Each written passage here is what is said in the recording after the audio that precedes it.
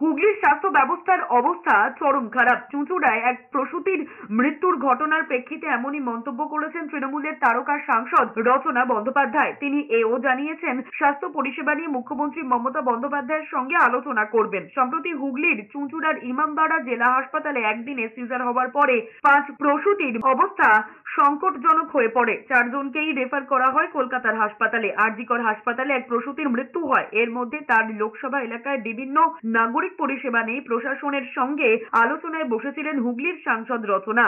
জেলা শাসকের সঙ্গে বৈঠক শেষে তিনি বলেন, কিছুই যে হয়নি এতদিন তার কাছে সেটা পরিষ্কার ছিল না। তিনি এমন একটা জায়গায় এসে পড়েছেন যেন মনে হচ্ছে পৃথিবী জয় করতে হবে। অন্যদিকে হকার উচ্ছেদ প্রসঙ্গে রচনা বলেছেন, পুনর্বাসন দিয়ে নিশ্চয়ই হকার উচ্ছেদ হবে। হুট করে হকার উচ্ছেদ করা হবে না, এটা তাদের রুজি রুটি। পান্ডুয়া সর্ব জায়গায় এবং অন্যান্য জেলাতেও স্বাস্থ্য ব্যবস্থায় চরম পর্যায়ে খারাপ হয়ে গিয়েছে এবং শুধু স্বাস্থ্য ব্যবস্থা ইকুইপমেন্টস নয়, স্যানিটাইজেশন ইজ ভেরি ইম্পর্টেন্ট। সেটাও একটা বিশাল বড় ব্যাপার। পরিষ্কার পরিচ্ছন্নতা মেনটেন করতে হবে এবং পেশেন্ট আসলে যেন তাদের একটা সুব্যবস্থা দেওয়া যেতে পারে, সেটা নিয়ে একটা আলোচনার বিষয়। আমি সবে এসেছি, এখন অনেক কাজ, অনেক কিছু করার। আমার মনে হয় যে পৃথিবী জয় করার মতন একটা কাজের মধ্যে এসে পড়েছি।